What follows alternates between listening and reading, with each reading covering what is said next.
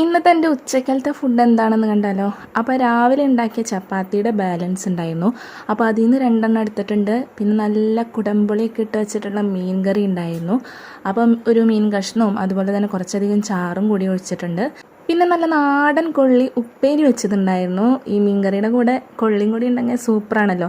അപ്പോൾ കൊള്ളി ഉപ്പേരി വെച്ചതും കൂടി ഞാൻ ഇതിലോട്ട് ഇട്ട് കൊടുത്തിട്ടുണ്ട്. എന്നിട്ട് നമുക്ക് ചപ്പാത്തിയും മീൻകറിയും കൊള്ളിയും കൂടി ഒരുമിച്ച് കഴിച്ചാലോ അടിപൊളി ടേസ്റ്റാണ് കേട്ടോ. ഈ ചപ്പാത്തിയുടെ കൂടെ മീൻകറി കൂട്ടി കഴിക്കുന്നവരുണ്ടെങ്കിൽ ഒന്ന് കമൻറ്റ് ചെയ്യാം കേട്ടോ.